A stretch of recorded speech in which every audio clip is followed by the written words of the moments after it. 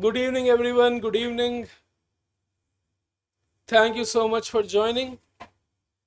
I feel a little sick today. I don't have a lot of energy. So I spoke to a tantric, as you do, right? And the tantric said to get energy, I need you guys to chant in the chat NTA ki aisi ki taisi. So give me NTA ki aisi ki taisi so I get some energy and we can absolutely obliterate all of Victorian novel today. Good evening, guys. I need to finish Victorian novel today, but I'll go as far as I can. Hopefully, we'll finish it.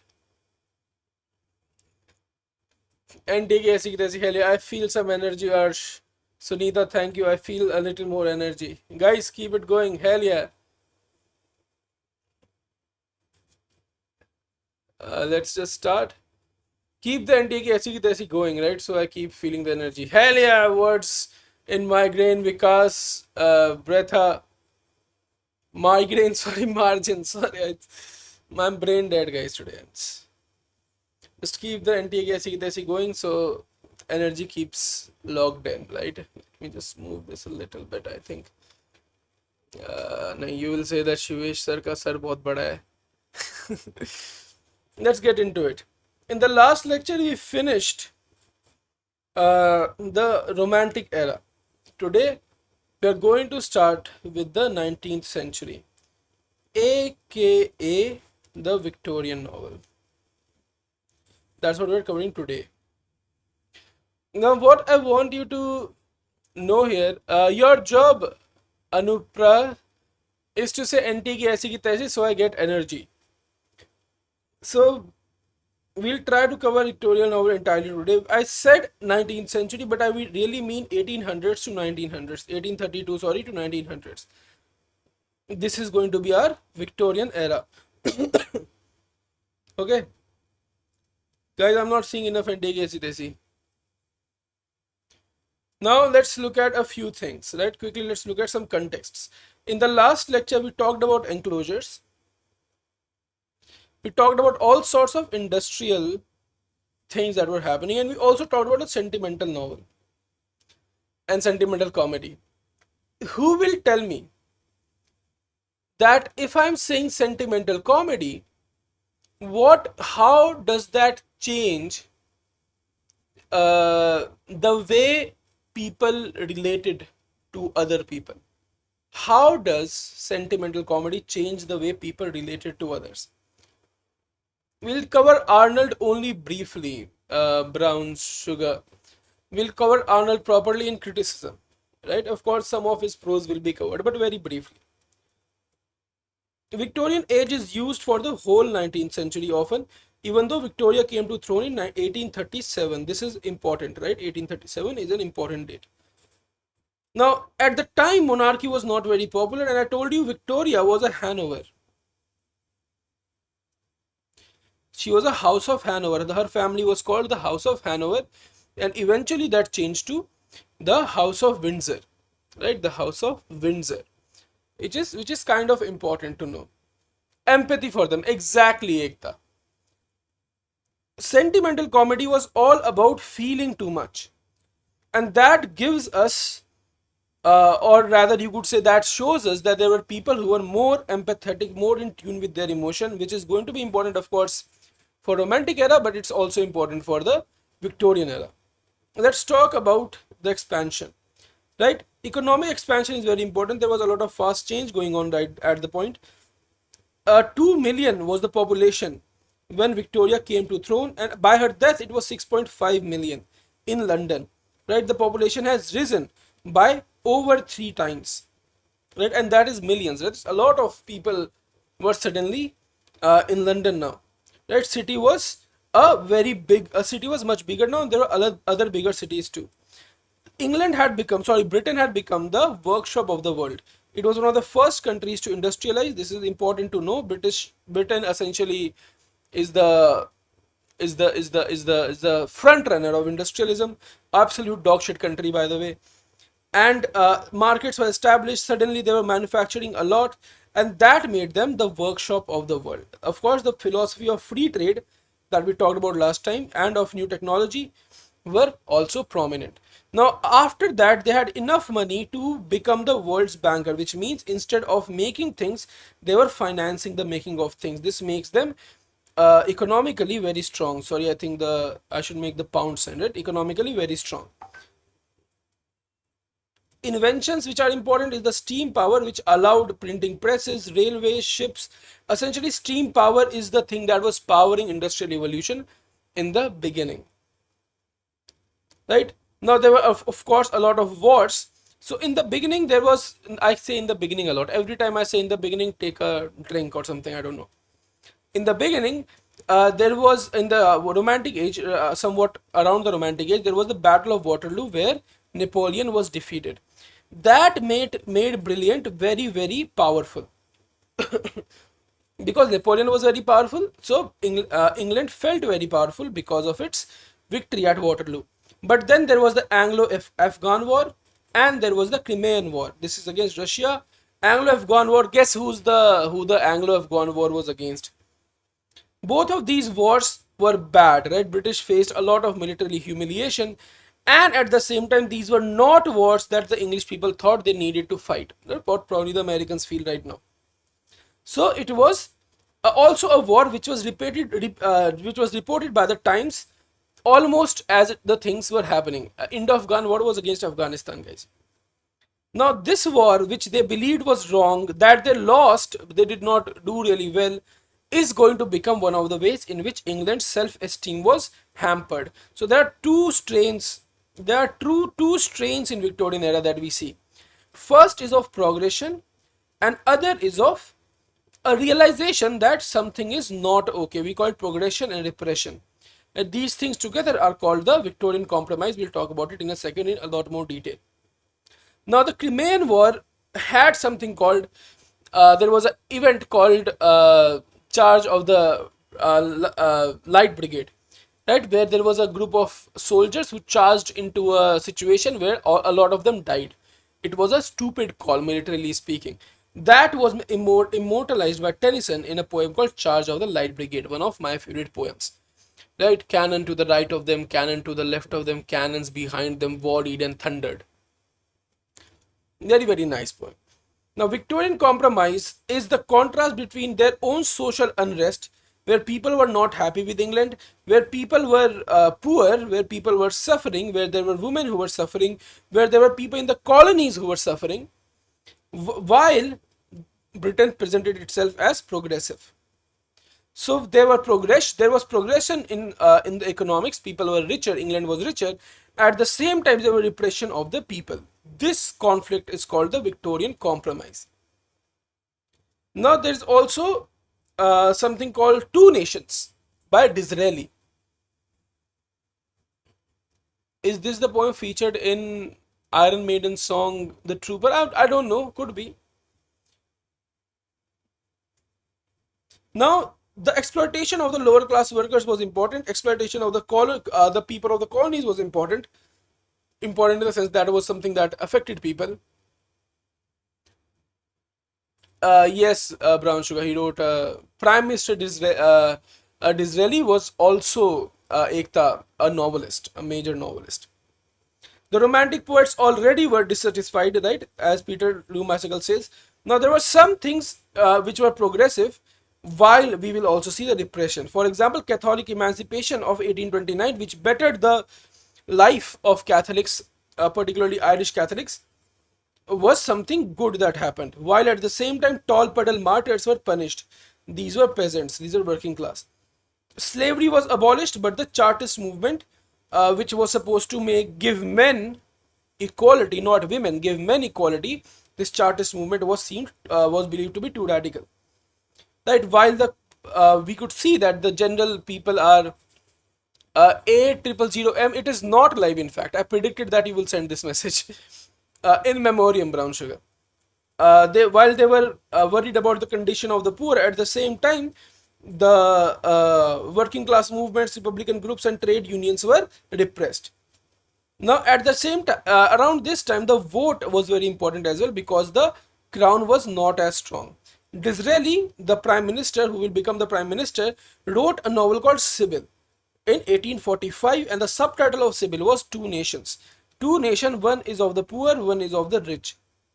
Right? He said, he basically talked about how the economic inequality in England was so severe. The first reform will widen the franchise, but its property qualifications shut the working classes out. The first reform bill did a few things, but right now what's relevant is that they tried to make life quality better, and to do that they took a very stupid stance of trying to make it worse for people who could then, because their life is worse, try to get a better life. That was how it was, right? Now, in 1848 was called the year of revolutions in Europe, but British government kept its grip firm. This is something we have talked about. Now, the shock of Darwin is very important. Darwin is very important.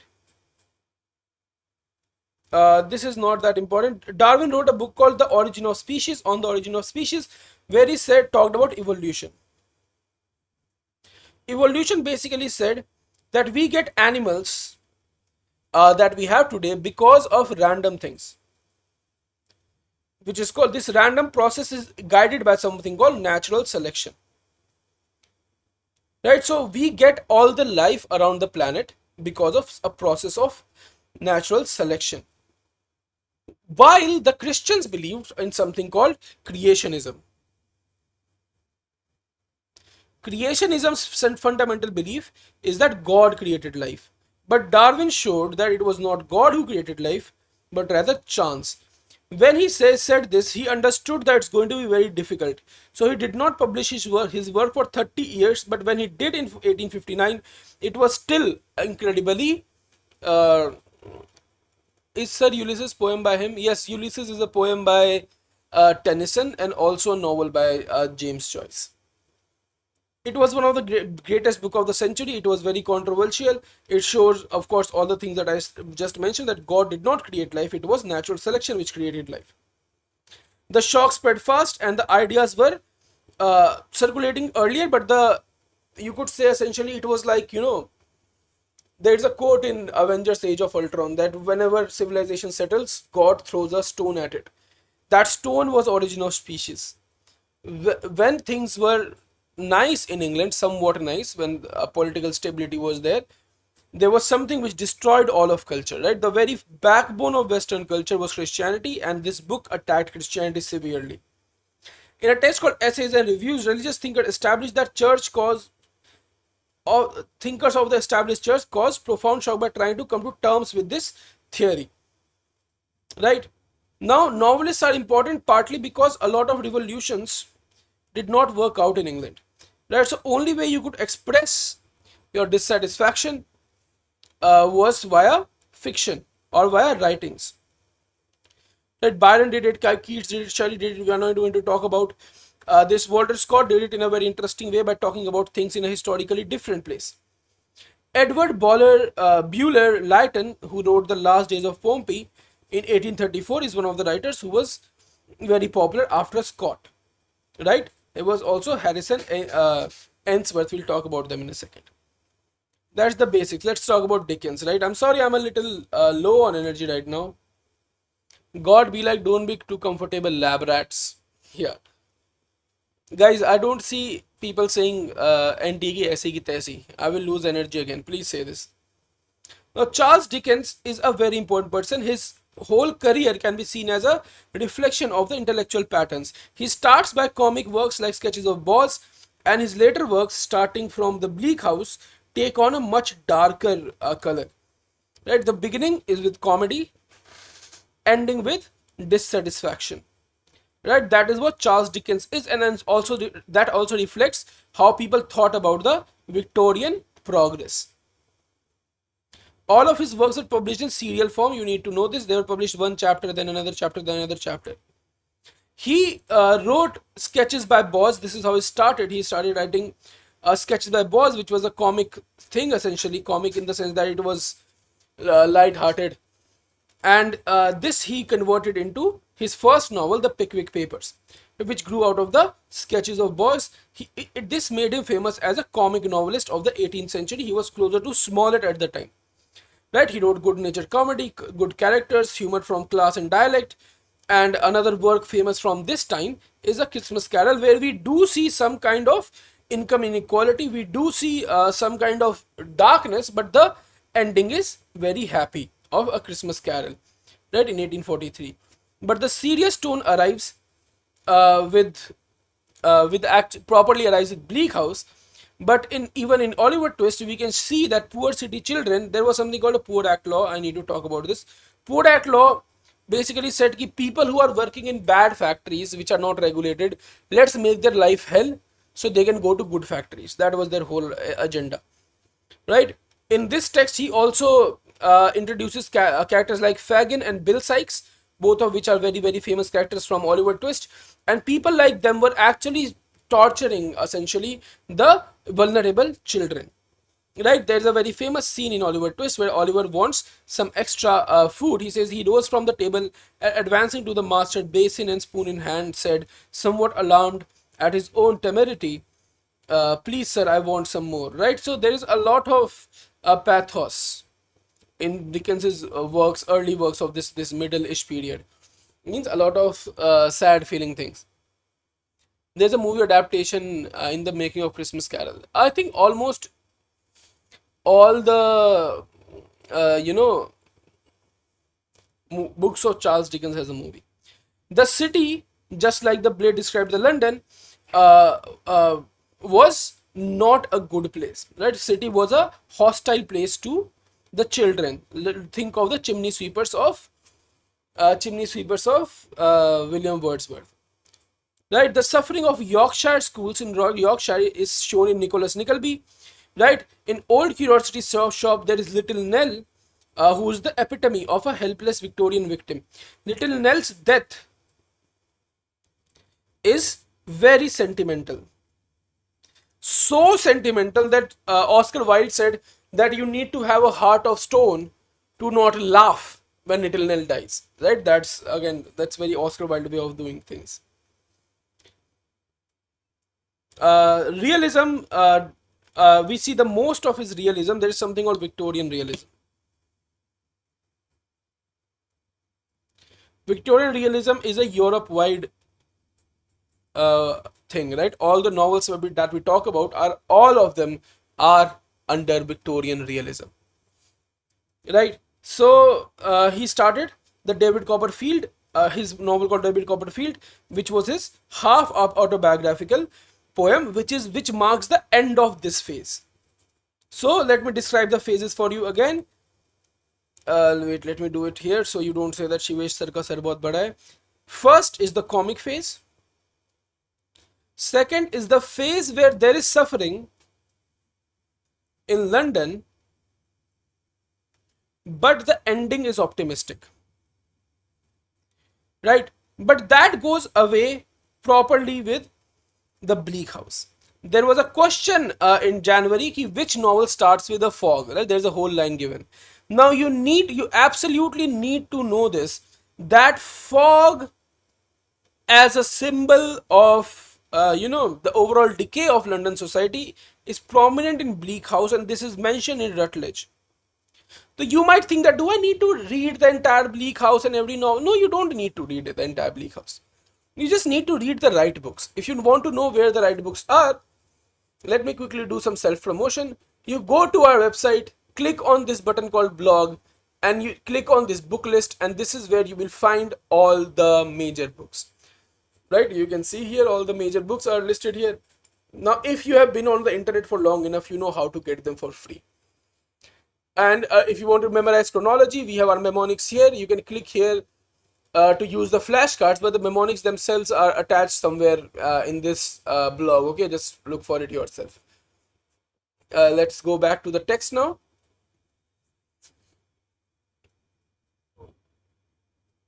A lot of messages here. I'll read them in a second.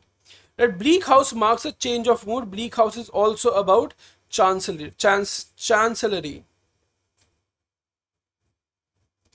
Chancellery was a type of a court, right? A domestic court type thing.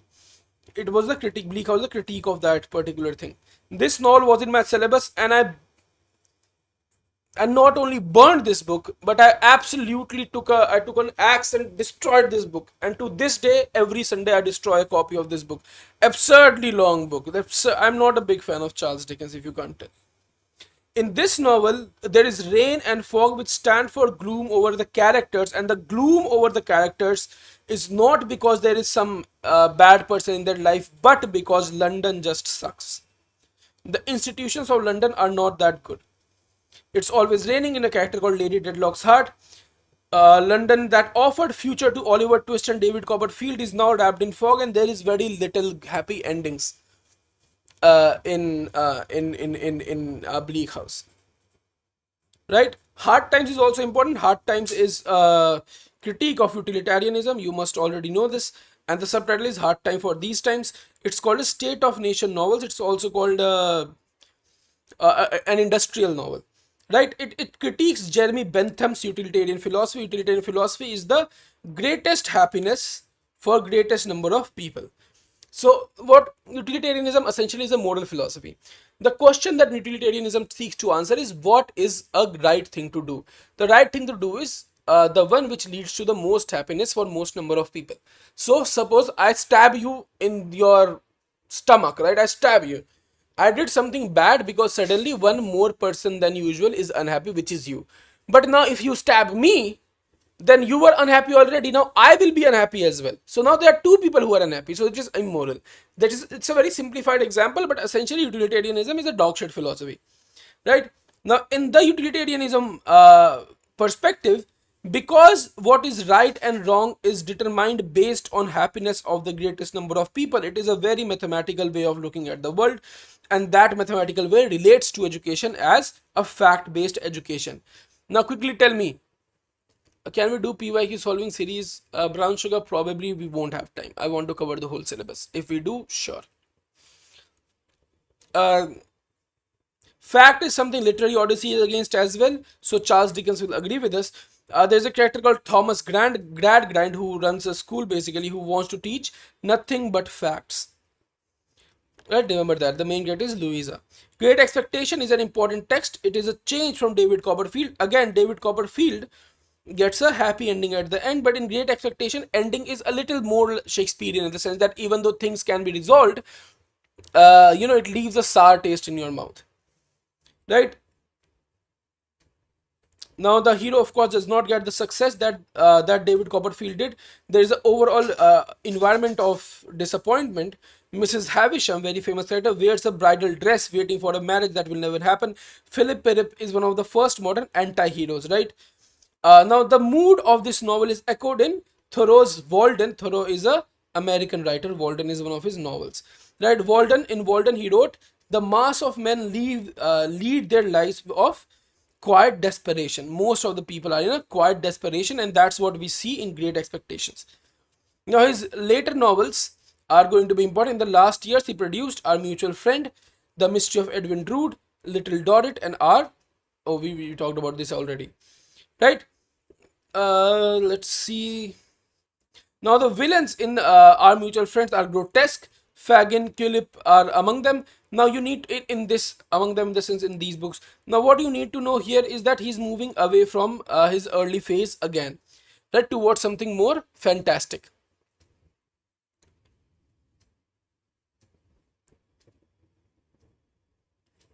Oh, sorry. Actually, I misspoke. Sorry, as I said, I'm brain dead. Guys, start saying NTA ki aisi ki taisi so my brain can get energy again. Earlier villains were bad. Now the villains are more believable. Mrs. Myrtle in Little Dorrit is believable, right? The Golden Dust Man in Our Mutual Friend fixated with filth and corruption, right? And the Veneerings in Our Mutual Friend are a group of, is a rich couple who are all about superficiality, right? Veneer means superficial. Mrs. Podsnap, right? There's a Mr. Podsnap, sorry, could stand for the worst of Victorian mentality. He's a man who settled that whatever he put behind him, he put out of existence, right? So he was self-centered. This we are not going to talk about. Now let's talk about Victorian thought and the Victorian novel. Victorian thought, of course, Carlyle is very important. He's a He's a novelist. Thank you guys for Nantigi. I feel energetic already. He translated the works of Goethe, like Johann Wolfgang Goethe. And he was a historian of the French Revolution. Of course, he wrote a book called The French Revolution as well. And he essentially saw that a lot of the social realities of England were going bad, right? The things were not doing well, and he believed that a strong leadership is needed, right? This is most prominently shown in his work on heroes, hero worship, and the heroic in history.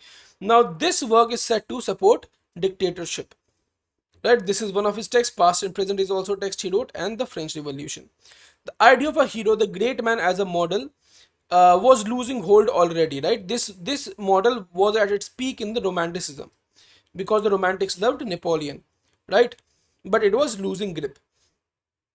In Past and Present, which was written in a very small period of time, he talks about how there are a lot of poor people in England and Wales now. Wales is a country which is part of the United Kingdom, right? He talks about how the social inequality has increased, right? And the system leave a lot of people out of a lot of the liberties and good things in life. The liberty, especially, which has to purchase itself by social isolation and each man standing separate from other, having no business with him but a cash accountant. This is such a liberty as as the earth seldom saw. Essentially, the liberty of the free market. Right? He hated the liberty of the free market, where you have every liberty as long as you can work, as long as you can make money. So you have to be focused completely on business.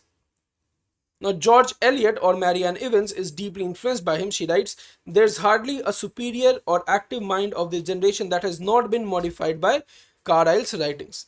Right? George Eliot is inspired by her. Now, of course, German philosophy is very important for this. When I say German philosophy, also think about Marx, Karl Marx. Let's talk about Karl Marx after all. Let's talk about some of the philosophy which is prevalent at the time. John Stuart Mill was a utilitarianism. He wrote about liberty. As you must know already, he wrote about logic, political economy, but we mostly focus on utilitarianism. Right? His utilitarianism is different. It's a bit better. Macaulay is an important guy. He wrote Macaulay's Minutes, which is something that's relevant to us because our context in India. But for English people, he is one of the most important non-fictional writers, right? That is why he was considered even, right, to deliver his Minutes. His essays, critical and historical, of 1834 were very, very famous, and he wrote a 4-volume history of England, which is also very famous, which went for 1849 to 1855. Quickly tell me, how are you going to remember all of these dates, and how are you going to remember all these concepts? Quickly tell me.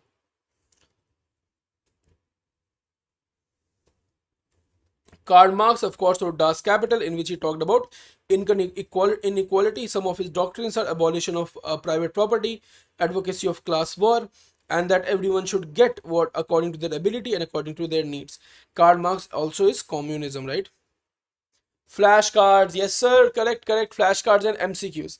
Now, how to memorize all of this? I'll tell you in a second. Friedrich Engels is a friend of Karl Marx. They wrote together. They wrote a very important thing called German ideology. We'll talk about that in theory lectures. And he critiqued British industrial system in a text called The Condition of the Working Class in England in 1845, where they studied Manchester. And their ideas are prevalent, very important, right? Their ideas are very important. And the things that they're describing are also found in Mary Barton by Elizabeth Gaskell. Now, faith is an important thing for these people. So, Victorian era has two things, faith and doubt. They are the opposite of each other. Faith is believing in God. Doubt is not believing in God. Doubt because of Darwin and others. In my other live session, I've talked about this. Sir, my friend got apprenticeship at Sony because of your classes. Who is this? Illager plays Minecraft. So this guy is one Gagan, probably. Everybody say hello to Gagan and ask him to get the hell out of here. Say get the hell out of here, Gagan. Say Gagan ki aisi ki taisi. Please, guys, it's a request. Humble request, right? So faith was belief, doubt was disbelief. Doubt because of Darwin and others. Faith because despite all of this, some people chose to live a life of faith. Who will tell me the name of a prominent Victorian poet who's a poet of faith? No, say get out of here, Gagan. Get the hell out of here, Gagan. Who is a prominent Victorian poet who is a poet of faith? Quickly tell me. Not against faith. Right? Agnostic. Vaishali, not agnostic, because it's not that they had both of them. There must have been people who were both, but agnosticism also becomes a word in this time, by the way. That's what happens in my Victorian era. But there was a split between people did not believe and those who did believe. Arnold, really? He wrote the quintessentially existential poem which does not believe. He says sea of faith is receding back, right, in his poem Dover Beach. It can't be Arnold. It is not exactly Tennyson, although Tennyson is a very interesting figure. Tennyson is incredibly interesting when it comes to this. Exactly, Arya. It is Gerard Manley Hopkins. Hopkins is the religious Victorian poet. Anyway, after Catholic Emancipation Act of 1829, when it was easier to be a Catholic, some Anglicans moved towards the Catholic Church, and this is how we got the Oxford movement. There is only one name we are going to study here, that's John Henry Newman. He was a leading figure of the Oxford movement, author of his autobiography called Apologia Pro Vita Sua of 1864. He wrote novels to Loss and Gain and Dream of Gerontius. These are all Catholic works. These are only three works that we need to know about this. Around this time, self-help books were becoming popular as well. For example, Self-Help by Scotsman, which means a Scottish person. Scottish person, Samuel Smiles. Self-help book was basically advice books. Do this, do that. Entire UGC Net English YouTube is self-help in some ways, but of course all of us sell you your course too. Did Thomas Carlyle say to his apprentice Charles Dickens, Sonny, PG, what the hell are you talking about? PG is my friend. Everybody say PG, get the hell out of here. PG, run away. Just say something bad about PG, guys. The worst thing you say, the better. So self-help books were important in Victorian era. Now there were some entertainers as well, which means they were not dealing with faith, doubt, industrialism, social issues. Instead, they were dealing with fun stuff. They wanted to write things which would sell. Browning also was not very religious. So for example, Tennyson, I said, is interesting, right? When we look at Tennyson's work, in memoriam, he does have a religious turn, but that is not the dominant mood. There is a lot of doubt in it too. If you are interested actually to see how these things work, I'm sorry I'm doing this very quickly, but if you go to our Ultimate Revision or JRF Scholar course, just click on enroll now. No need to buy anything, but I do recommend buying this course. A lot of great things here, a lot of great things. I have talked about their religious views and how they affected their poetry. You will properly understand the works, life, and the philosophy of all of these writers, right, including Tennyson and Browning. Right here we have it's not added here, I guess it must be added somewhere else. It is there somewhere. It's over there somewhere, right? I don't remember. It's been a while since I added those lectures. But in my Tennyson lectures, I've covered all, and Browning lectures, I've covered everything. PG, a Perry the PG.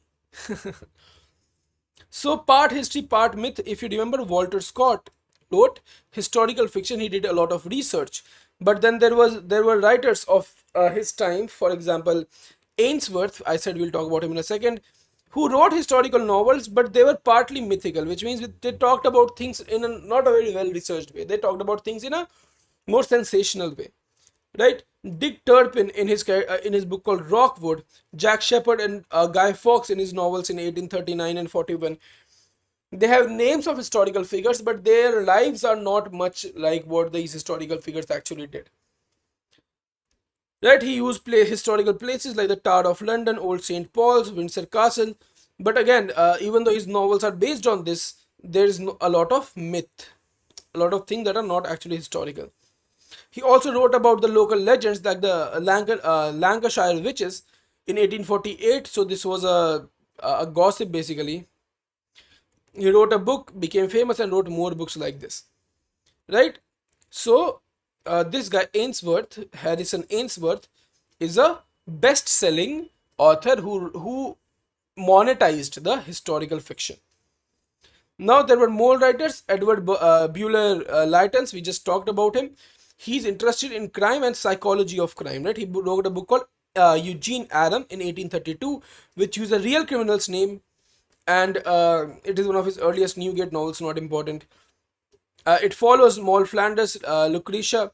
Lucretia is also his own novel, by the way. Right, Charles Reed is also another writer who wrote about prison life. His books are Christy Johnson, It's Never Too Late to Mend, and The Cloister and the Hearth. By the late 50s, these two writers were as popular as Dickens, even though they probably did not make as much money. Right? In Charles Reed's book called Griffith Grant, there's a lot of frank treatment of sex, which moves towards the more frank depictions of sex. Right? Only about 70 years from now, you'll have a novel like Ulysses, novels like Lady Chatterley's Lover, right?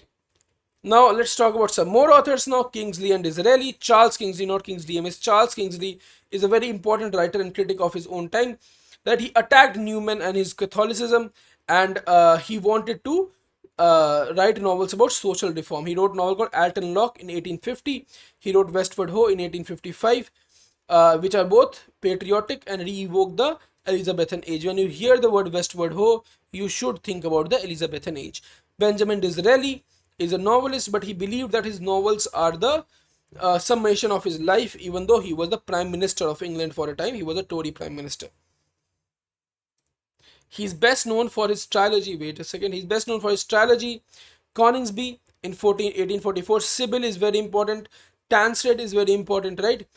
Sybil echoes Carlyle's past and present. Both of them are about, remember, past and present was about poverty increasing. Both of them are about two nations, nation of the poor, nation of the rich. He wrote Lothler in 1870, which was very successful, which merged the enthusiasm of Byron with the cynicism of Oscar Wilde. Let's talk about some more important novelists. There is William Makepeace Thackeray. Thackeray is very, very important. He follows Dickens's example, and he does sketch type journalism. His pen name is Michelangelo Titmarsh. Like Michelangelo Titmarsh, he became a very well-known voice. He was born in Kolkata, which is very important. He was born in Kolkata is important. He's the first major novelist to be born in one of the colonies, in India in particularly. There's a melancholy tone, and his characters are fixated with money, inheritance, social status, things like that. His works are Vanity Fair, of course, Pendennis History of Henry Esmond, Newcomes, and the Virginians. Vanity Fair looks at the Napoleonic War from an odd angle. Essentially, they are very satirical of the higher society. The final lines of Vanity Fair is that Vanitas Vanitatum, which means vanity is vain, means empty things are empty. Which of us is happy in the world? Which of us has his desire or having it is satisfied? Who's ever happy when they get, come children, set up the box of puppets and a play is out. This is the final lines of Vanity Fair. So in Vanity Fair, there are two characters, Becky Sharp and Amelia Sedley. Becky Sharp is a poor orphan. Amelia Sedley is a rich woman.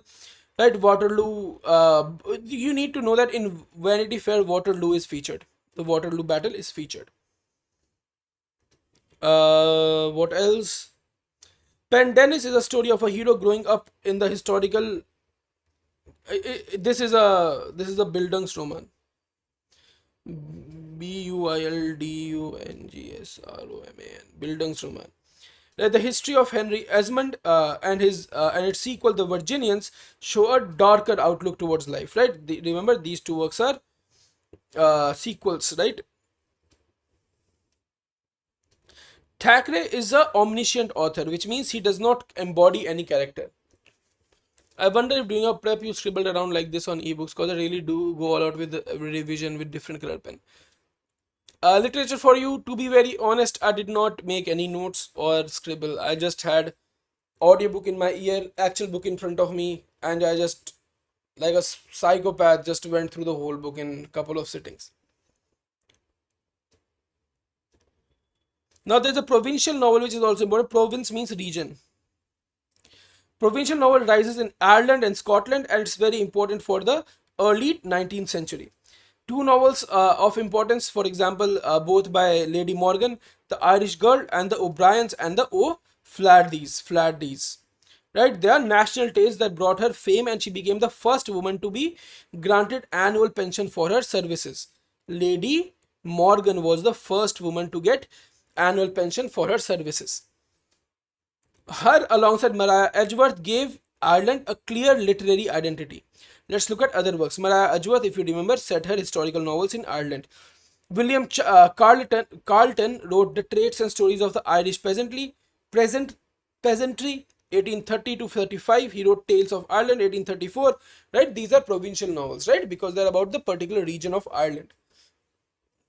He also wrote a famine novel called The Black Prophet. Right, Charles Lever was a very important mid-century writer. He wrote Lord Kilobin in 1872. Not important. He's one of the most important Irish writers after Edgeworth, Maria Edgeworth, and before James Joyce. Of course, Wilde is there too. Trollope in Ireland, right? Anthony Trollope. We'll talk about him in a second in more details. His first two novels are set in Ireland, right? The Macdermots of Ballycloran in 1847, the Kellys and the O'Kellys in 1848 are set in Ireland, right? His Castle Richmond in 1860 is an unfinished important work, but still is important, and the Land Leaguers. Anyway, let's look at Trollope in detail. Anthony Trollope is an important novelist. His novels offer considerable insight into progress of society in the Victorian England. He wrote a lot. His autobiography was written between 1875 to 76, was published posthumously in 1883. His works are Berkshire novels. These are connected series of novels. The Palsier novels, connected series of novels. Orley Farm, The Vicar of... wait. Oh, what happened? Oh no. iPad be annoying today, eh? We've covered this. Just 1 second, guys. Wow, I completely have made a mess here. Can you see this? See how many blue is there? We have done this. Yeah, we were here. Okay, some things were not saved, which is fine. The Vicar of Bullhampton and The Way We Live Now. These are some important works.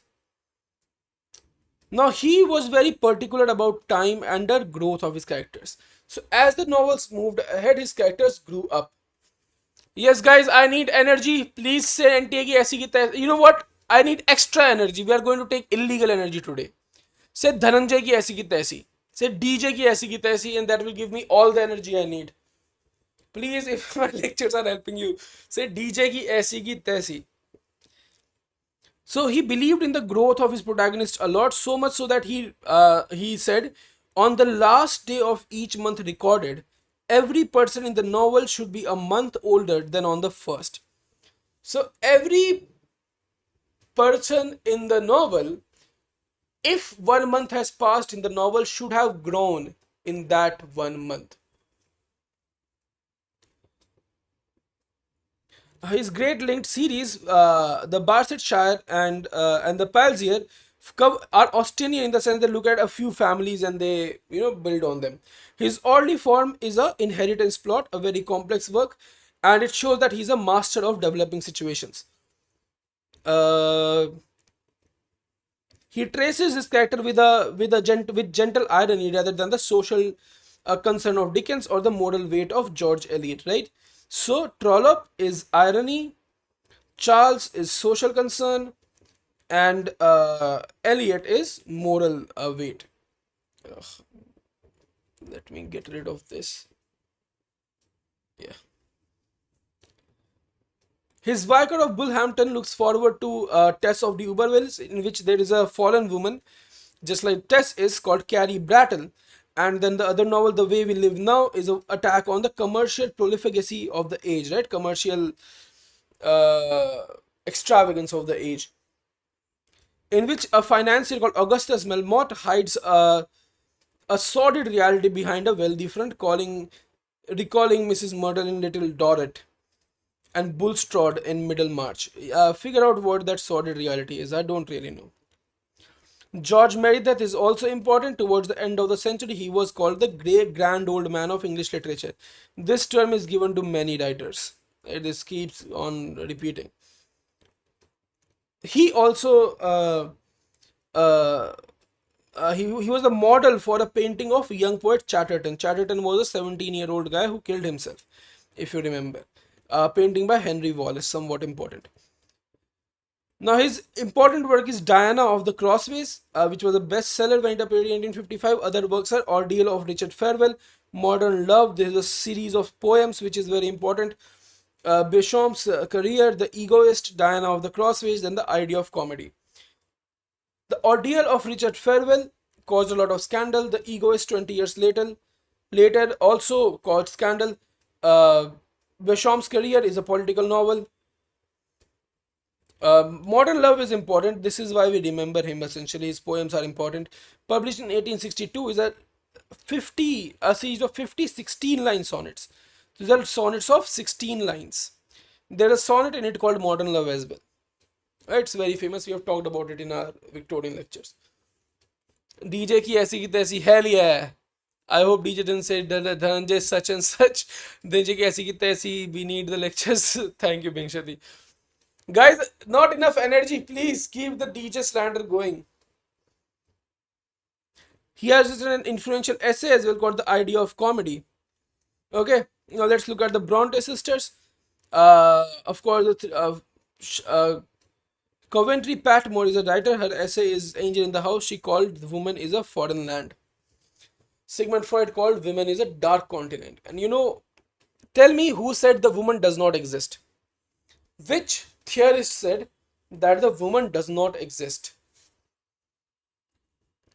Now, women were writing and reading novels since the time of Aphra Behn, but women actually start getting serious attention after George Eliot, right?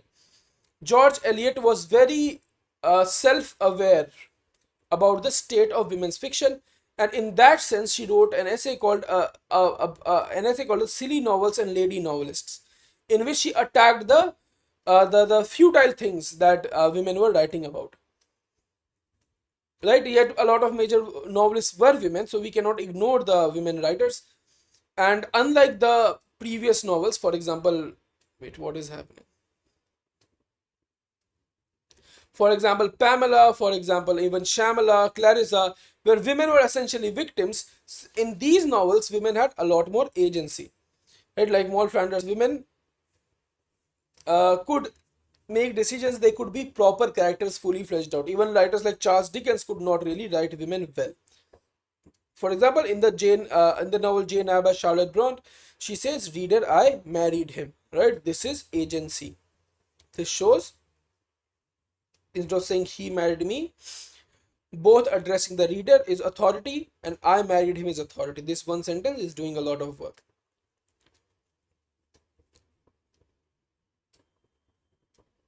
Let's move on to the sisters one by one. Charlotte Bronte. So they had their own names, right? Charlotte is by C, Emily is by E, and Anne is by A. Charlotte is Currer Bell, Emily is Ellis Bell, and Anne is Acton Bell, right? They had their own pen names, Emily, Alice, Acton. She published Jane Eyre in 1847, and it was very, very famous. It was compared to David Copperfield, and like David Copperfield, it's a Bildungsroman, which means a novel of growth.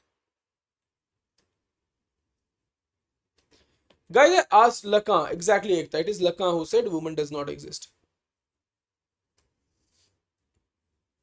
I don't understand why we celebrate people whose whole works caters to only one gender, especially theorists. See, words in margin thing is, the way human knowledge works is by accumulation, right? I teach you something, and then when you yourself are teachers and you are teaching, you will build on what I have taught you, and that goes on for generations. Right? Is my voice clear? By the way, I'm sitting a little bit farther from my laptop today. So if we discard and stop studying people we disagree with, the accumulation will not work. At the very least, we need to study people who are important. Someone like Sigmund Freud, incredibly important. Absolute dogshit person, but incredibly important. Now, Jane Eyre begins the life as an orphan, undergoes many difficulties, and finally marries Rochester. Rochester has another wife called Bertha Mason, which is the gothic element.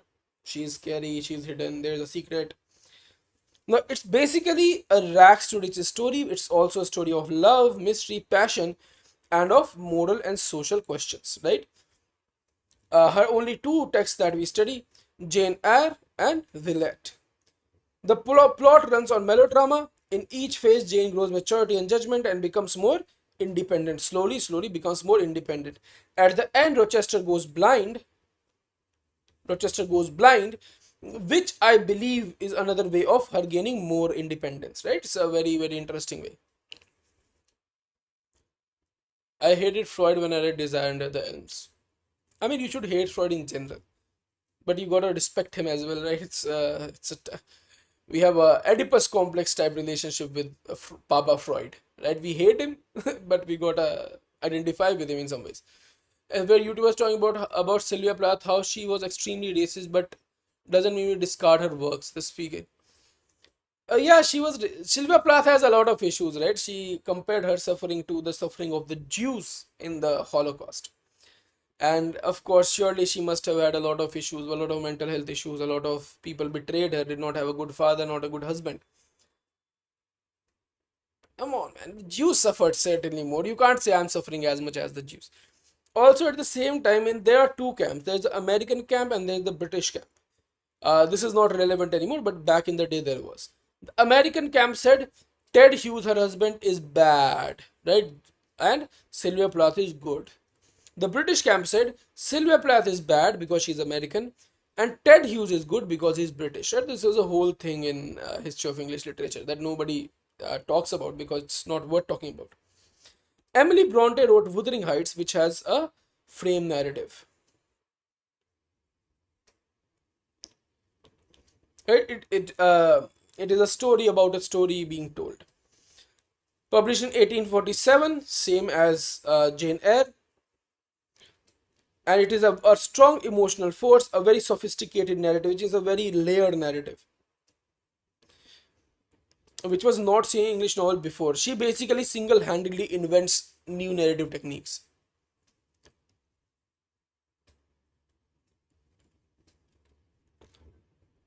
It was her. The only novel she wrote is Wuthering Heights, and she died after a year.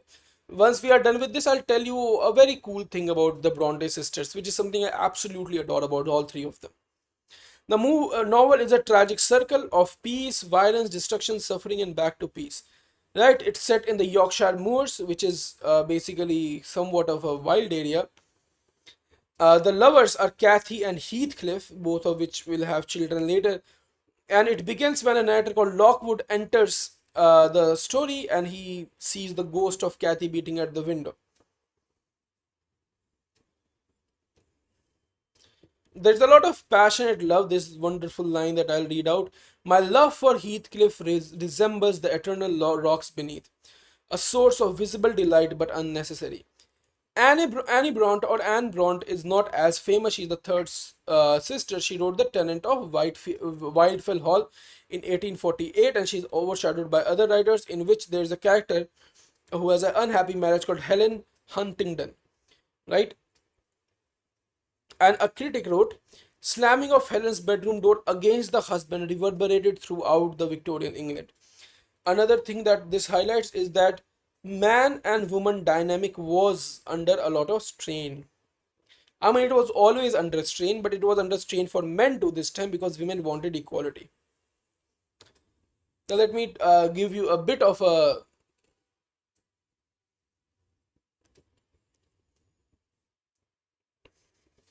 there was a bit of an interesting thing that I want to tell you about Charlotte Bront, Emily Bront, Anne Bront, she was too young, I think, and their brother John Bront. When they were little babies, which means they were like 5, 6 years old, 10 years old. Stop crying about my handwriting, man. They wrote a fantasy novel. Well, this is not true, not a fantasy novel. They made a fantasy world called Glasstown. In this world, they made their own periodicals which were set in this world. So they would take a little bit of papers, somehow write on it, and then bind it, and they'll be the periodicals. They pretended to be different writers. Thank you, man. Handwriting is beautiful. I'll give myself 3 stars. And they had characters, they had debates, they had journals, They wrote all of those things as little children. They wrote so many things. They had their own multiple countries in that fantasy world. It is not only adorable, it is very cute, Anupura. You are true, it is very, very cute. But it also shows how close they were to storytelling throughout their life. Unfortunately, you can find all of their writings, by the way. Angola is one of the places. Unfortunately, their brother died early, or we would have had another great Bronte writer. This is very adorable. It's one of my favorite things about English literature. Now let's talk about the writer George Eliot. George Eliot, under her pen, the English novel gets a lot of new depths of social and philosophical concerns. Right? She merges realism with serious philosophy. Right? And of course, moral commitment. For some 20th century critics like Virginia Woolf and F.R. Lewis, she is one of the greatest novels. Right? This is where the English novel reaches maturity, right? In fact, Virginia Woolf said George Eliot is the only writer writing for adults. Even Dickens was a cruel misogynist. Yeah, Dickens was a very messed up man. Cute, so cute, like Little Women. I guess Dickens tried to get his wife committed to an asylum because he couldn't divorce her. Yeah, yes, that is also true. George Eliot was in a live-in. George Eliot was amazing. Anupra. Okay, sorry.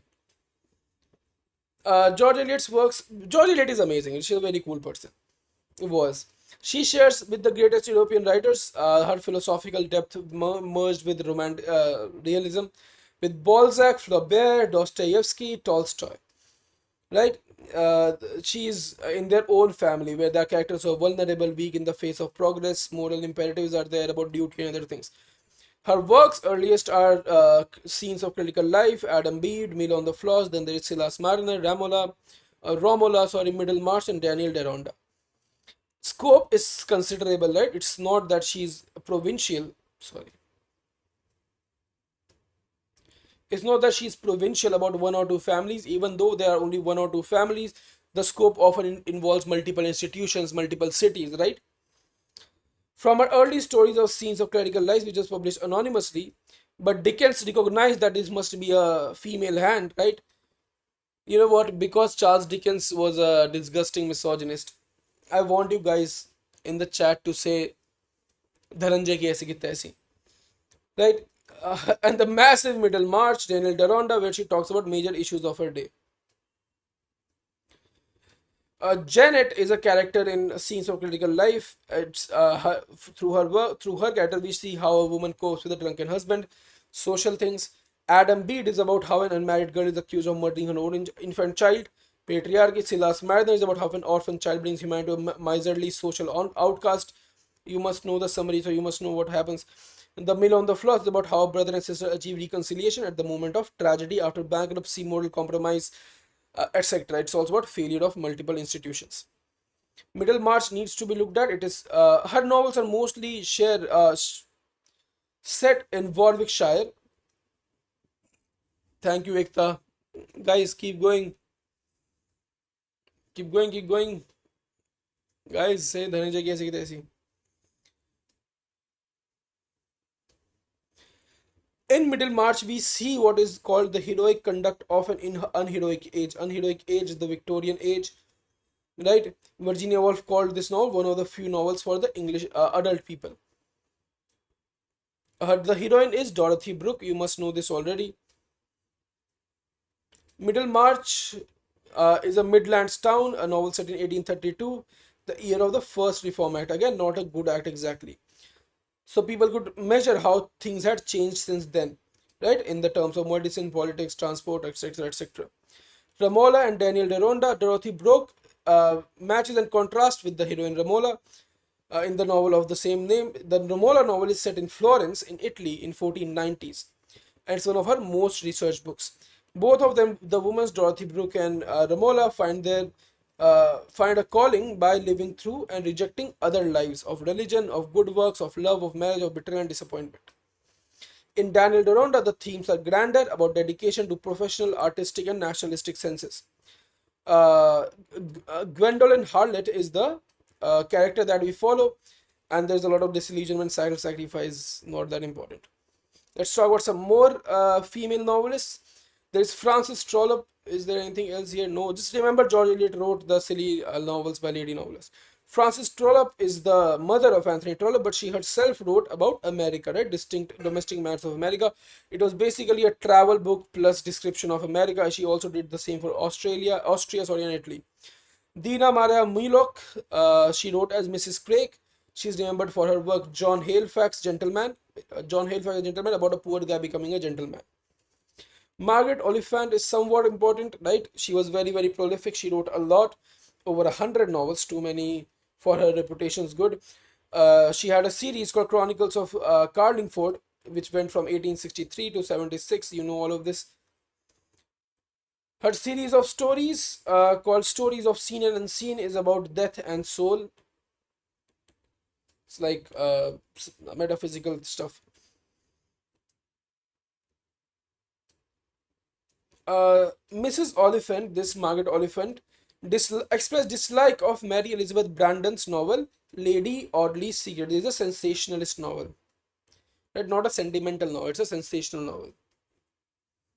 Words in margins. What? DJ will release Reputation soon.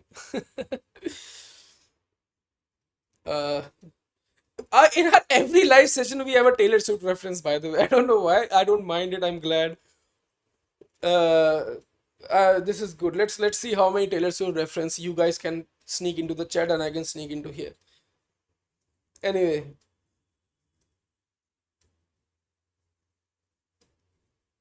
nothing important here. Eliza Lynn Linton is a reactionary. She attacked feminism. She wrote text of Girl of the Period, and she attacked the concept of a new woman. New woman is also in Sons and Lovers. Clara is a new woman. It's basically women who seek equality. Lawrence does not support it. Right, one of her novels is The Rebel of the Family. It's one of the best remembered novels, and though she is on the wrong side of history, she still remains to be a writer who studied. Mary Augusta Ward wrote as Mrs. Humphrey Ward. She came from the same family as Matthew Arnold. Wrote Robert Elsmere in 1888, which is one of her famous works, and Helbeck of Banisdale in 1898. Right, they're different from Oliphants or Brandons. They're full of high moral purpose, earnestness, and she's also a feminist, right? So Eliza Lynn Linton is against feminism. This will be reactionary. Mary Augusta Ward or Mrs. Humphrey Ward is pro-feminism. This will be earnestness. Moving on to the industrial novel and late Victorian realism. We might be done earlier today because I was brain dead, so we, I think, skipped through a lot of things. I will send this material in Telegram today itself, probably, right, or tomorrow morning. Industrial novel basically talks about the industrial world of the industries. Best known through Dickens's Hard Times, of course. A Manchester Strike by Harriet Martineau is also an important one. Another book is Deerbrook in 1839, right? Elizabeth Gaskell is important, right? It's the, under her pen, the subgenre of the industrial novel gets a lot of force and commitment. She was inspired by Carlyle, as everyone writing about class was, and Frederick Engels, as she wrote Mary Barton, right? Very important work, Mary Barton, in 1848. Based in Manchester, where also the Engels work was based. Dickens recognized her worth and published much of her writings in his own magazine Household Words and All the Year Round. In this, Hard Times was published as well. It is significant, however, her book called Cranford, which is the village story, which is not very different from Jane Austen's work, is one of her best remembered works for a while. Mary Barton is one of her works. Ruth, Cranford, North and South. North and South looks at the contrast between the rural north and the industrial South. It is important companion to Hard Times of the previous year. It came out 1 year after Hard Times. Margaret Hale is the heroine who answers both the snobbery of the southern gentry and roughness of the manufacturing north. George Eliot's Felix Holt the Radical is also an industrial novel. Now, realism and the resistance to it is something we'll talk about with Oscar Wilde again. But the writers who were writing novels which are not that real. For example, Oscar Wilde, this is an important line in preface to the Dorian Gray, said, "19th century dislike of realism is the rage of Caliban seeing his own face." So the reason a lot of the people did not like realism of the 19th century, even though Oscar Wilde himself did not like it, was precisely because they did not want to see themselves. When is DJ coming back? Never ask some such disgusting questions.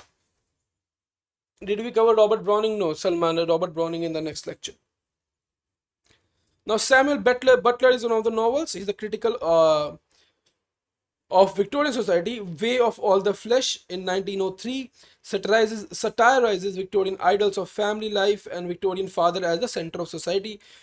Rehon in 1872 is a title which sounds like nowhere, Nowhere, basically, is a utopian society which satirizes religion and etc. It is like William Morris's News from Nowhere and Huxley's Brave New World. These are not writing in a realist world, right? They are writing in their own things.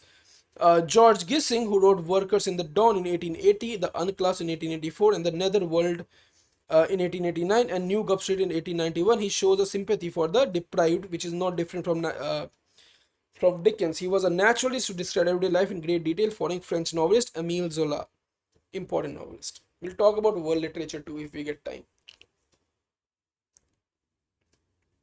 You can put Kanye West to shame. Okay, that is one Taylor Swift reference. Good.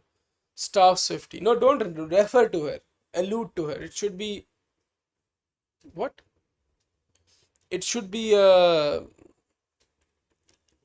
this slander, then just shake it off. Very good.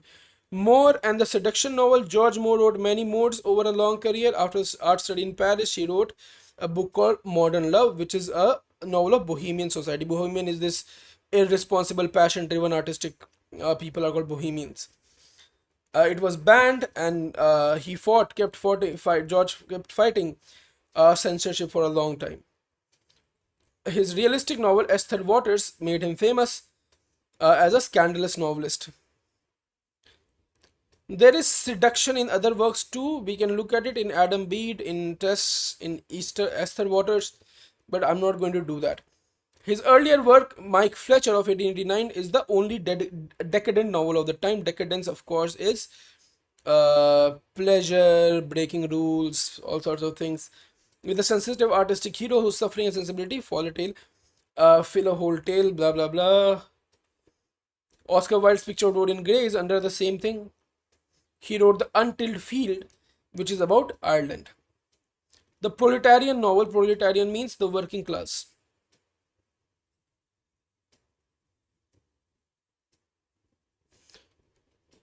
You're asking them to stop with the safety refs. I mean, guys, do whatever.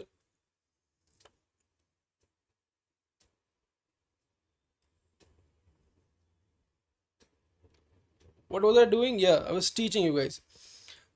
Sorry guys, I'm not on my best condition right now. Arthur Morrison is one of the. Conroe Rhymes is important by Ebenezer Elliott. I've talked about this rhyme in a lot of detail, by the way. Let me show you. You can watch it for free if you go to. If you just go to YouTube, go to our channel. Oh, what the hell?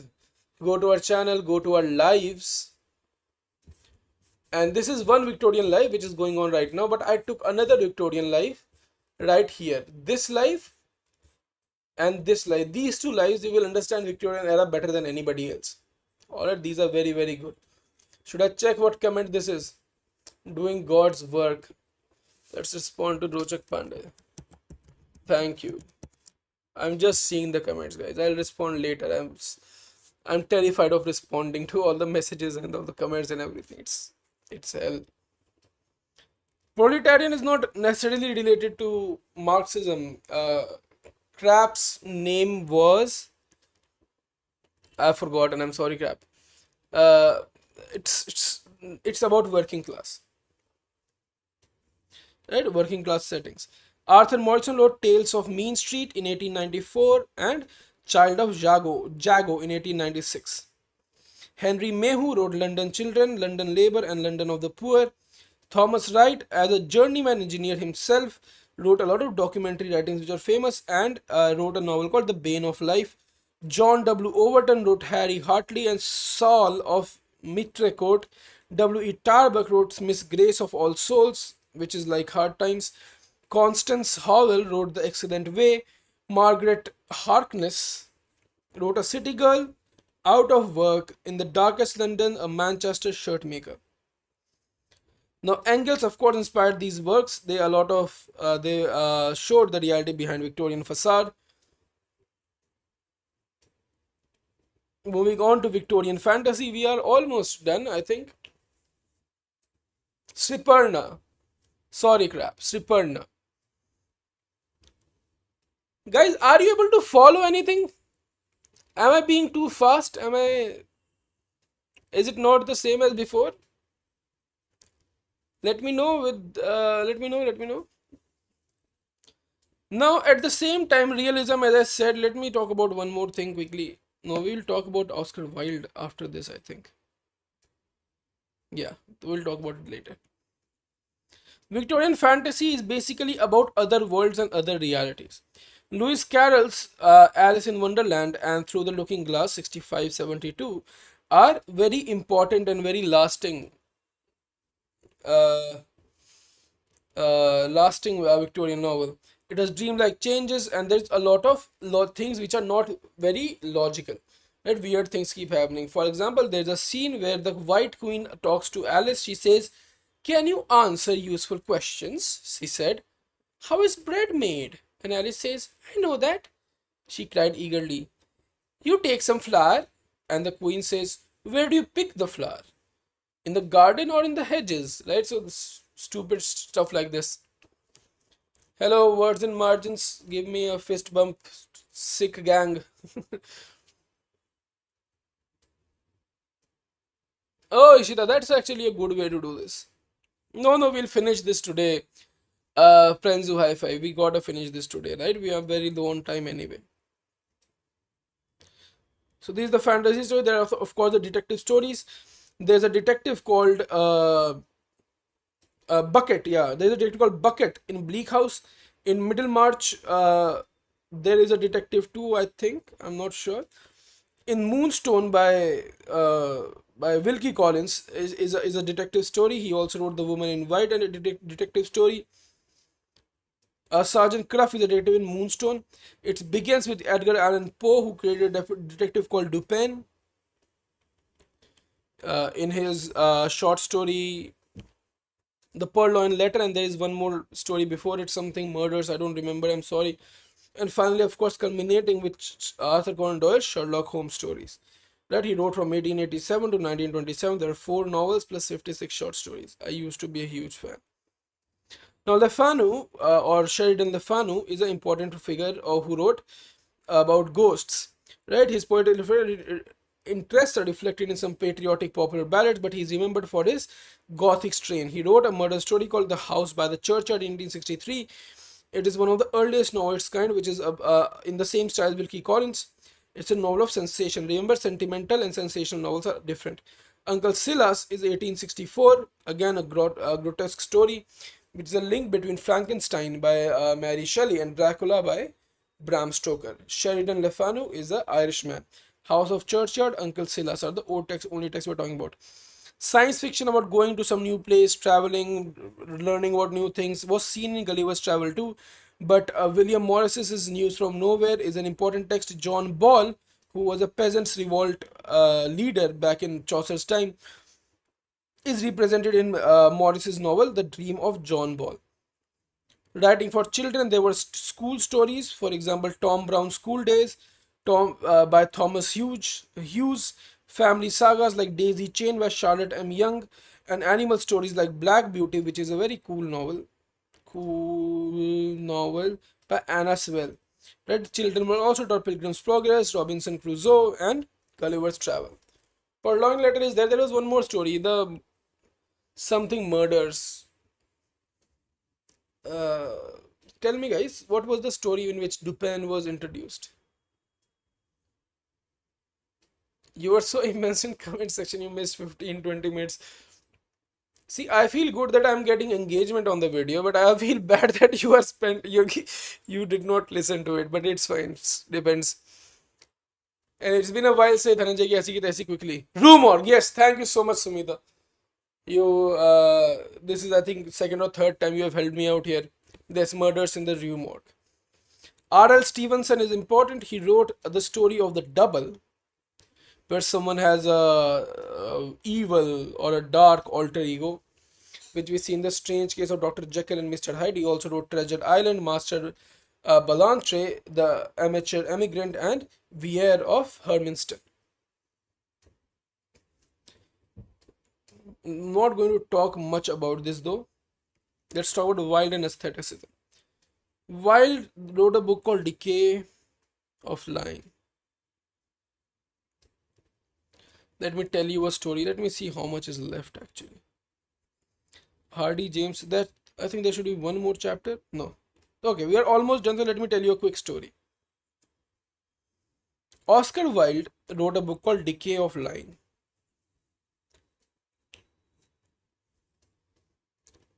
In Decay of Lying, Oscar Wilde says, how did the first story come about, sorry. He says, when the first caveman who did not go out to hunt and said, you know what, you guys go and hunt, I will do something that will make up for it. I'm paraphrasing. Now, what could a caveman do which would make up for other cavemen going and fighting a bloody woolly mammoth, gigantic animal? How do you earn your place on that table if you have not gone for the hunt? For example, how does Dhananjay earn his share of the money that Richard Odyssey makes if he has taken no lives? Well, you do that by making the experience of eating food better. So what did the caveman who went behind do? Well, caveman tells a story, and maybe the story is that, you know what, I also went on a hunt and I killed 5 mammoths with just the pinky of my left hand. No one believes him, of course. No one believes him. But having food while eating, while listening to a story, it makes it worth it, right? So without a liar, societies will be boring. That is why he did not like realism. Quickly tell me, what are you watching these days as you eat? Me and my friends, when we are having food, by friends I mean my colleagues from the Literary Odyssey, we are watching Brooklyn Nine-Nine these days. We are like rewatching it for 10,000th time, I guess. One of us has not watched it, our tech guy. Justice for DJ? What justice? Crap. He's been on a break for like 300 years. Oscar Wilde said all art is quite useless, and that's what aestheticism is. Aestheticism is the philosophy of art for art's sake. You know all of this. The philosophy begins with pre-Raphaelite brotherhood. If you want to understand properly how these things work, watch my lectures. Okay, watch my lectures in Ultimate Revision course on history of on Literary Odyssey website. You can use code Hamlet to get free stuff. Not free stuff, you get off something, 20% off. Vampire Diaries, SAS Rogue Heroes, no idea what that is. Brooklyn Nine-Nine, hell yeah. Queen's Gambit, cool. Totally focused on food, that is also respectable. Winx Club in 2026. Modern Family, I love Modern Family, man. That shit's amazing. Rotten Mango or CCM. What are these things? Random drama, gossip videos, Two Broke Girls. Hell yeah. Now, aesthetic movements insisted that art is for art's sake and any new values, political, etc. is not important. The roots of art for art's sake come from John Ruskin, but there is, of course, another idea from Matthew Arnold's Culture and Anarchy called Philistinism. He talked about the Philistine. Philistine is someone who does not appreciate culture and he did not like them. He criticized it a lot. John Ruskin was an art critic, and he described Renaissance paintings. Right, his idea was that industries are making everything ugly, We need to make the world beautiful, so he studied architecture, tried to preserve architecture, attacked pseudoscience of John Stuart Mill and economist David Ricardo. His pseudoscience is going to be the utilitarianism philosophy. He founded the Guild of St. George, a utopian society which anticipated William Morris's utopian writings. He re-evaluated writers like Giotto, is an Italian Renaissance writer, in his works for Sclavigera.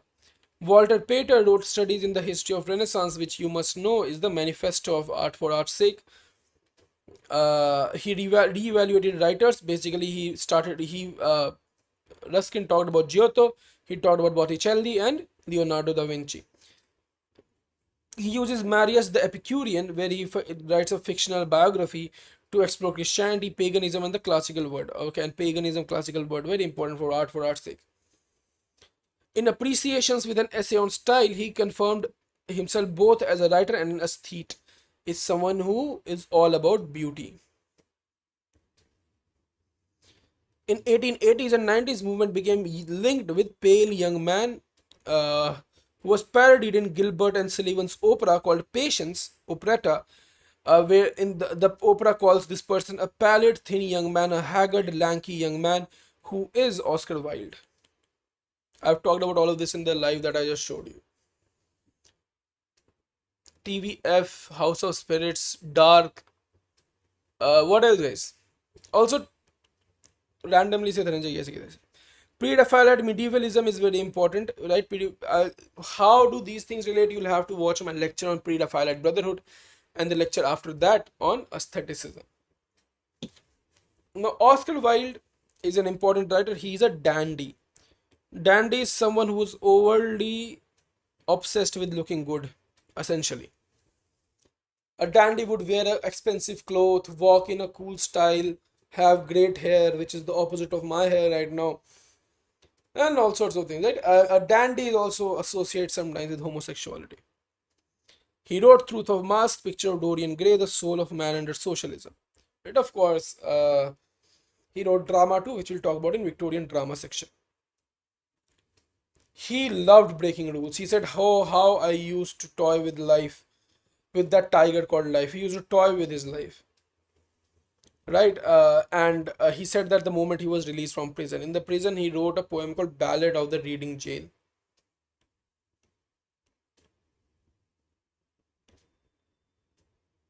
Ballad of the Reading Jail has a very famous line, each man kills the thing he loves.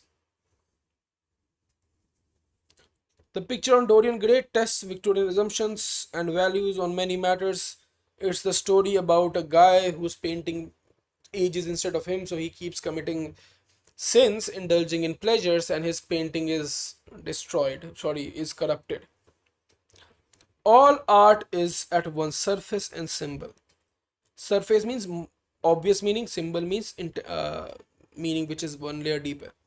Those who go beneath the surface do so at their peril. Those who read the symbol do so at their peril. Right? You have to stay on the surface. Don't try to go beneath. He wrote The Truth of Mask and the Soul of Man under Socialism, which is the opposite of his other works, where he is more of an aesthete. Here we see a more socially aware Wilde. But remember, Oscar Wilde was a great intellectual too. He was very, very intelligent. He was imprisoned for homosexuality. Wasn't it something about art, or was it this year? Acha, Met Gala. Okay. I am not up to date with Met Gala. There's a book called Teleny, which people believe was written by him, again a homosexual novel, because Leonard Smithers is the publisher of Oscar Wilde and the publisher of this, but Teleny doesn't come with any writer. I don't think I've done justice to Oscar Wilde, but that's all which is here today. I'm going to ask you guys, at least those who have my course, part of JRF Scholar Ultimate Revision course, to absolutely watch my lectures on the Victorian era, right? You get a complete picture. If it is a weak area for you, right now don't have time. Now let's talk about Thomas Hardy. He writes about Wessex, which is not a romanticized place, right? His novels are the Wessex novels. There's a lot of social upheaval. There are communities which face disruption. His novels are often tragedies about cosmic indifference, about how God doesn't care, right? Like flies to wanton gods, flies to wanton boys are we to gods, they kill us for our sport.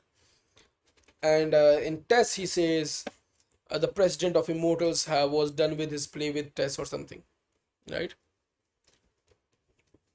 Far from the madding crowd, mayor of Casterbridge, the wood ramrest, Tess of the Ubervilles, Jude the obscure and the well beloved. Tess is shown as a foreigner and outsider in a rural world which is changing fast. Machines are there, right? In the dairies that she works and the farms. She's an uneducated woman who speaks in a local dialect, right? There's another Bathsheba Everdeen in Far from the Madness, Madding Crowd. Grace Melbury in The Woodlanders. Tess and Jude are interesting. Tess is a very pessimistic, though intelligent and sensitive girl, and Ghost dies because of is society's double standards to morality. She is called a pure woman in the subtitle, and she kills the guy who raped her, who ruined her life, but then she is punished for it, even though this guy was never punished. Jude the Obscure is the center character who just wants to get an education. Now, his crime is just to want an education, but he turns out to be poor, and his children kill themselves, uh, and his son kills himself and leaves a note called "Done because we were too many." I killed myself because we were too many. He felt like a burden. Again, very, very tragic. Tess is very sad. Tess is quite disturbing too. She gets no break, man. Tess needed a break. The books attack the restrictions of Victorian society, restrictions that Tess faces, restrictions that Jude faces as a poor person. Uh, Now he was so discouraged because his books were burned and banned that he stopped writing and returned to poetry. Now the outsiders are important, right? Wilde is an outsider, Gissing is an outsider, Hardy came from the West Country, right? Wilde is both an Irishman and a homosexual. Henry James was born in America and lived in Western England. Right? Joseph Conrad is an outsider from Ukraine. A lot of outsiders are there. Right? Ford Madox Ford, James Joyce, T.S. Eliot, George Bernard Shaw, D.H. Lawrence. One of the most important outsiders in the Victorian novel AD things is Henry James. He was an American and he mastered something called internal monologue. I've seen some well-known teachers being absolutely stupid and mistaking internal monologue with the stream of consciousness. Now you guys are smart, you are my students, so tell me what is the difference between internal monologue and stream of consciousness. He was concerned with art, how art shapes and reflect light. He's also a person with associated with narrative technique. So he was very particular about how things are revealed, right? His main novel in this is Turning of the Screw. During the performance of Patience by Gilbert and Sullivan, they asked Oscar Wilde to come along because of his reputation as dandy, which made the play successful in USA. Oh wow, that's nice. That I think I knew this because that rings a bell. But thank you so much for bringing it up. Guys, stop talking about Met Gala. पढ़ाई की बात करो. James's novels are The Americans, Daisy Miller, Portrait of a Lady, What Maisie Knew, The Wings of a Dove, Ambassadors, and The Golden Bowl. What you need to know also is that he writes a lot about Europe versus America. In many ways, it is that if someone from America, like in Portrait of a Lady, when they come to Europe, the systems and the prejudices of Europe destroy them, right? Early novel Early novels explore difference between American and English high society through an innocent character caught between the innocence and experience. Right, what Macy knew is told entirely through a child's consciousness of a 6-year-old girl whose parents get divorced. Later novels like Wings of Doves, The Ambassadors, the style is very subtler. Right, you need to know Henry James and Emily Bronte are novelists of style.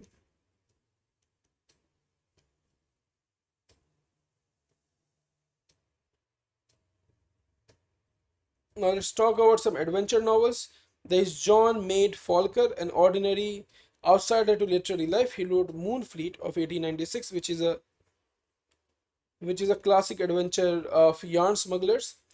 Nebulae Court of 1903, which is Hardy-esque. The Lost Stradivarius of 1895. Haggard and Hope, adventure novels wrote about, which were very popular as well. They wrote in a jingoistic colonial tales of H. Rider Haggard. This guy, King Solomon's My Jingoistic means propagandist. And She of 1887, and the Ruritanian fantasy. I have no idea what that means. Someone quickly Google what this word means. Ruritanian of Anthony Hope, such as The Prison of Zenda. Kipling, of course, was given the Nobel Prize, bad guy, but good novelist. In 1907, he's seen as a Victorian figure rather than a modern figure. He wrote Plain Tales from the Hills, he wrote Kim, and he wrote The Jungle Book, which was very famous and was taken by General Sir Robert Baden-Powell, who was a British hero of Boer War, who founded the Boy Scout movement, and he used this book to teach them with the logic of the wolf pack. What is that? Does that mean word look? Does anyone search? I am does have a structure of sort, stream of consciousness. I just free flowing thoughts. You are not wrong, but there is a more significant thing. Yeah, stream of consciousness was given by the brother of Henry James, William James. Internal. Oh, okay. Our answers are here. Is active thought stream of consciousness not controlled by a thinker? Okay. Internal monologue is not rambling blindly. It could be. Internal monologue is from the perspective of a character. He's speaking to himself. Stream of consciousness narrator enters the mind and narrates. True. Internal monologue is like a self-talk, and stream of consciousness thoughts of a character narrated. That's the best answer, I think. The stream of consciousness is William James. So basically, internal monologue is a character talking to themselves in their mind. Stream of consciousness is a narrative technique in which what the narrator describes are the impressions on a particular character's mind. Now, quickly tell me the meaning of this word. Is close to picturesque.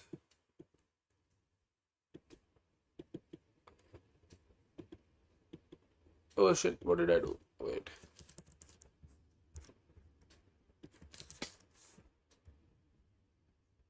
It refers to anything related to Rutania, a fictional kingdom in Central Europe invented by Hope.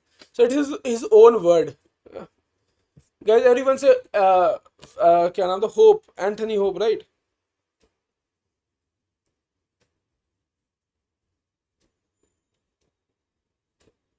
Yeah, Anthony Hope की ऐसी की तैसी, guys, please. Anthony Hope की ऐसी की तैसी. Now, guys, now that we are done with this, tomorrow we'll cover Victorian poetry, Browning, dramatic monologue, Child Roland, Fitzgerald and Clough, Arnold, of course, is important. Predaphilites are important. We'll talk about the relationship. Hopkins is important. Then we'll talk about Victorian drama. And with that, we'll be done with this. We'll quickly revise it and we'll start modernism today, tomorrow itself, probably. Or we could do some revision. Right? Thank you. Tasbhai Bali. Everyone's like this. Hope it happens like this. Such a tesi of hope. Anything else, guys? Can I on any doubts? Anything you guys would like me to discuss?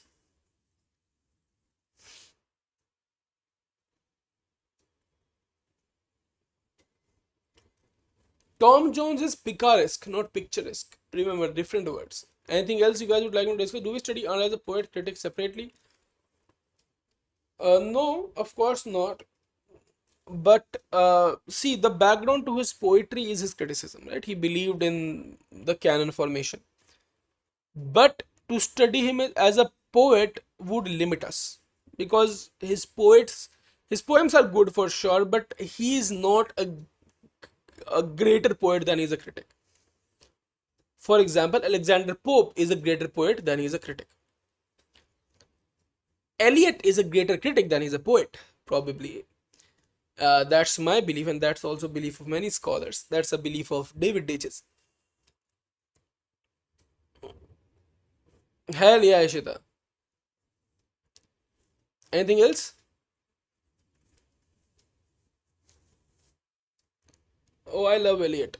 I can't wait once we have Elliot in the syllabus. Of course, in the lectures, of course, we won't be able to go into deep depth. But I would like to talk about Elliot. Maybe a future live stream. Anything else, guys? Okay, so let me tell you a few things. Hi, guys. This is Shivesh Singh from the Literary Odyssey. I cleared my UGC Net JRF in June 2025, which they called the toughest exam. We didn't feel so. Of course, they would say that because they didn't teach well. They taught retification, and I did it without retification. And if you want to clear UGC Net without having to memorize everything by actually studying literature properly, then you can join our JRF Scholar course, which you will see in a second. Yeah, here it is. If you go to pricing and click on the JRF Scholar course, Dhananjay and I will personally guide you. Now, this personal guidance will go away after 15th of September because we have a lot of students. That, for example, if one of our students is here in the chat right now, please share with them how much I've done to make sure that we don't get a lot of hi Ekta DMs, because I've had to make a group. Usually I used to take DMs, but now my DMs are like a flood, right? So we had to go to JRS Scholar course. And Ekta is saying absolutely recommended, guys, about our course, purely because it was amazing, right? We don't have any paid promoters other than myself and Dhananjay, of course. Did you get JRF in your first attempt? No. I'll tell you what my net history was like. I studied a lot for my master's entrance exam in 2021. Then I got into DU, whatever DU is. Then in 2022, in my first semester, it was online semester too. I gave my first net exam only to test the waters. Did not study even for 10 minutes, and I cleared net without any preparation. And that gave me a god complex for a while. I like, yo, I can do anything. But when I cleared JRF, I think couple years later, I did not give net consistently, by the way. I just gave it for fun. When I cleared JRF, I understood something else. I understood that it's not that I was very intelligent, it's that I knew the game. Then I discussed with Dhananjay, and he also knew the game. The game essentially is have good enough knowledge of works of literature, of writers, of critics. I do not even study paper one very well, by the way. That this may sound like I'm bragging, but I have cleared JRF solely based on my paper two, and some paper one questions like maths. I'm good at maths, believe it or not. If you want to grow in knowledge, join Literary Odyssey. Thank you, Fabiha is one of our students from the previous batch. Ishita Dhananjay I'm like a father for Dhananjay. I'm 1 year older than him. He was my junior. Great lectures, great. Forest of Fireflies, who's Bing Shati, one of our students, is going to list some absolutely true things. That we have great lectures, great mentors, greater community, and general people help each other understand. That is true. Our students, we are so happy to see that when our students help each other. What is 98 times 95? Don't ask me trivial things. Okay. I'm not going to even answer that question. Okay, 98 into 95, right? It's 89310. I did it right in my head. If you saw my hand go towards the keyboard of my laptop, that says more about you than me. Yeah, our students in the first batch we could not create an environment where students will interact a lot, even though we wanted to create a community. But now I think students do discuss a lot. I was scared of syllabus for last 6 months. When I studied with you before this June, everything went smooth, just like going in my brain. Thank you, Shit. I'm glad this was the experience for you. It is not that much, sometimes teachers complicate, the teachers on YouTube complicate English, UGC English, simply because they want to tell you you can't do this without us, right? So they will name 10,000 random critics who have never been asked about. They will name 10,000 random writers who nobody asks about. right? And they will divide the syllabus into various chunks, maybe, you know, uh, random rock studies, new skyism. All, it's not that important. None of that is important, right? You don't need all of that to get JRF. I got JRF with a significant margin, by the way. I think the cutoff was 180 something, and I was at 190 plus. So that it was not that tough. What do you think about scoring 40 marks scrap or 40 questions? 40 questions is amazing. 40 marks is not. Why for maths we have Dhananjay, guys? You have Dhananjay for maths because I can't do maths and paper one at the same time, and Dhananjay can't do either as well, right? We both can teach both. If Dhananjay has to teach British literature, he will have difficulty because he has not taught that, because I've been teaching that. Similarly, if I were to teach Indian, I will have a lot of difficulty because he has been teaching it and I've been out of touch since he is teaching it. So we have made our own little, you would say, parts of the ship of the literary odyssey that we steer, because all of it, no one can do well, and it is important for us to do it well. The lectures that you see right here, if I were to make lectures like this, I could do it in 2 weeks, but that's not what we do, right? Yes, we text in groups every day and he genuinely listens and replies. That is very true. Thank you, Bhikshati. I actually relate with defamiliarization. Yeah, defamiliarization works. It's a scientifically proven thing. Right? We looked into researches and we found cognitive studies which support not only our defamiliarization approach but our MCQ approach as well, and flashcards to have been proven. Hell yeah, paper one is very important. Friends who high five. I will obliterate this exam helps immensely. It does, your words do affect how you feel about things.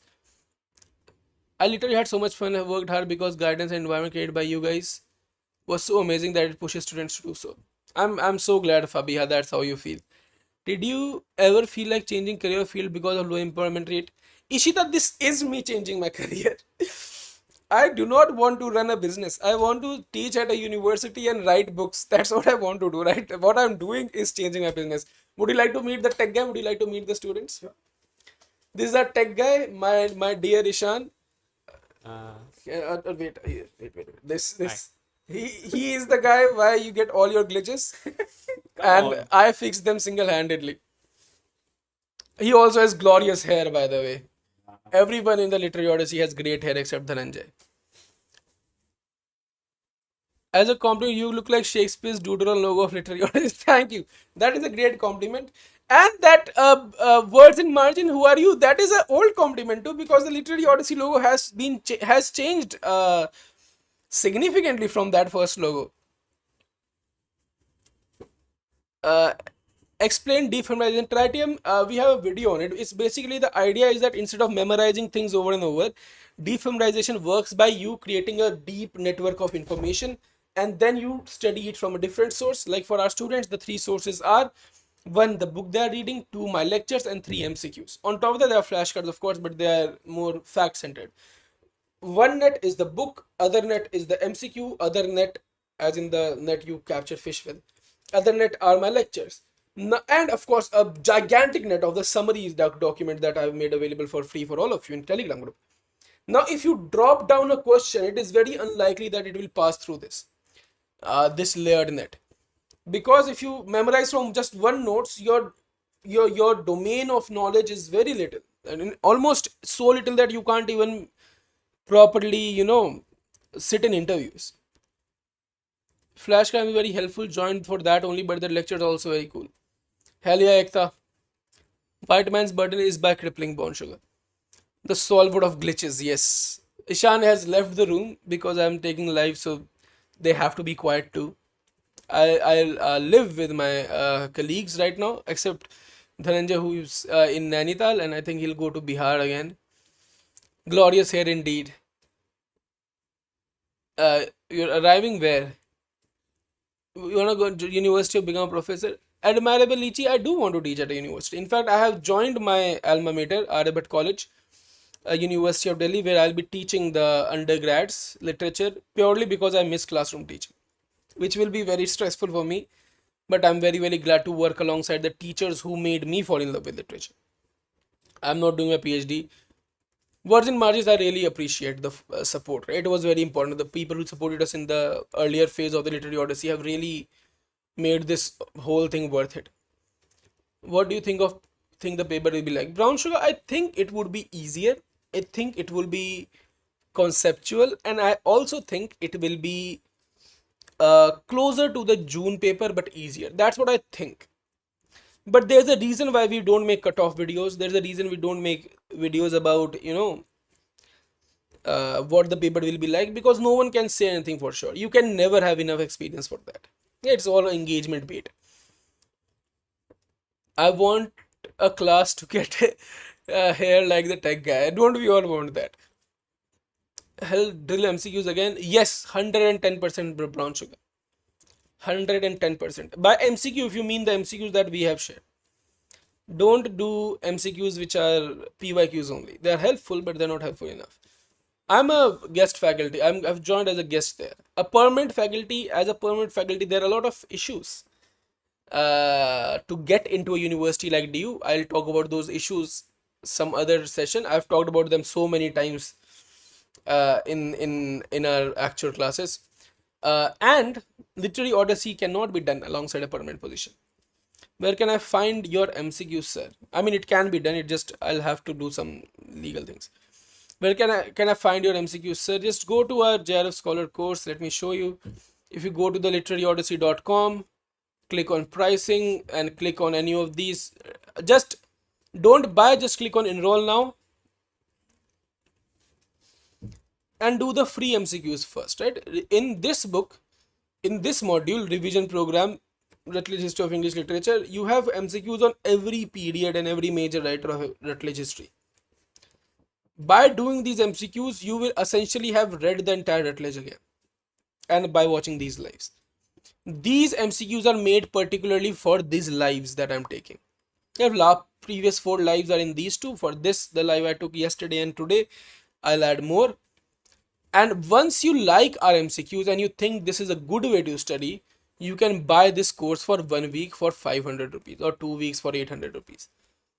And then you can do all of our MCQs. Our MCQ on MK Nayak, entire history of Indian literature.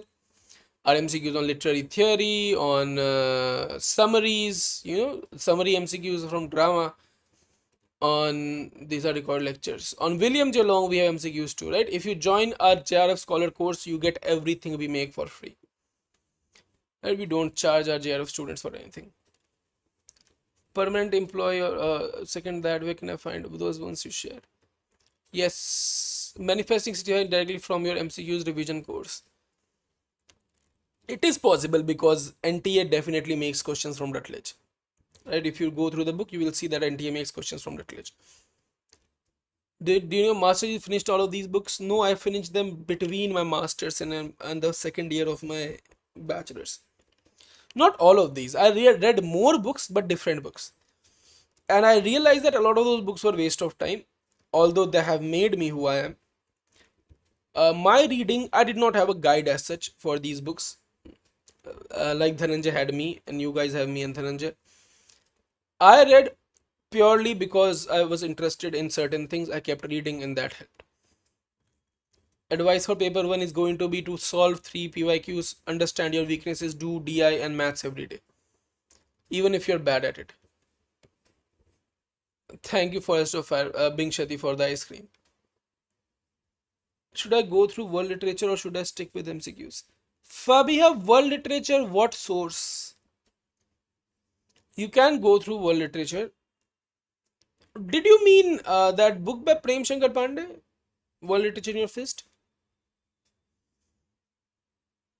Set is also scheduled on 27 September. Which set? Thank you for this. I hope everyone gets qualified for NET JRF. Yeah, man, I hope all of you clear it. It's been so torturous. This whole thing has been so torturous. Don't go through any books which are long, Fabiha. It's better to just revisit things. Arihant book for paper 2. Sure, Brown Sugar. Do cover summaries because Arihant is not in depth. Right? You can't have one book which is in depth, right? That's why we have multiple books. Maharashtra set. So, do you read original text or summary or only type? When I studied, I used to read the original books on my laptop alongside an app which converted it into audiobooks. So as said, I read like a psychopath. I would play the book, put the earphones on, and will lock in until the book is finished. Not healthy, but it is important to note that it is also scientifically proven that listening and reading together, unless the language is very complicated, is a better way to study than just reading or just listening. Just listening is the dog shit. Just reading is slow and you're less focused. Read and listen at the same time, which I keep saying. Reading Hudson before Rutledge. Don't read two books right now. But I mean, it's fine if you do. Can I pursue PhD with Sept? Probably university to university depends.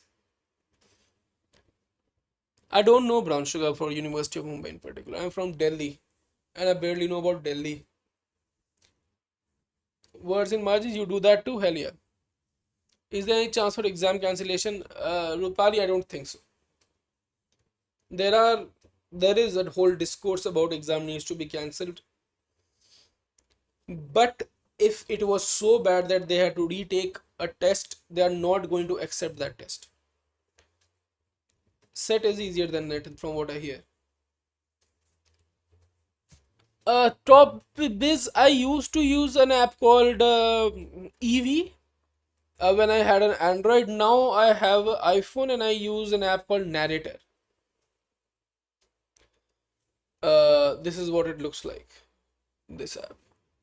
I'm not sure if you can see it. Wait. This app, Narrator. See. This app. Now, thing with Narrator is it is paid. And it's not the best. But I was in a rush. You come under PWD category. Brown sugar, then follow. See, you can clear net. How much have you covered like already? Like, are you basically done with the basics, or like are you completely a beginner? Brown sugar, I don't know actually. You need to check with them because I really don't know. But I don't think you can take your own scribe. You need to at least get someone registered probably. IV for Android, I don't know. Topics. Some of our students in group have discussed a lot of things. Hi Shambhavi, Android EV. My students do not like it, but I still think it is good. EVIE, so this. You can change speed, and the best thing is it tells you how much time is remaining in a book. So you can get one cup of coffee, hate being alive, and just devour the book, and then love being alive again. Learn chronology, Shambhavi. The best way to learn chronologies are flashcards. There is no other good way because there are too many dates. Use flashcards or use mnemonics.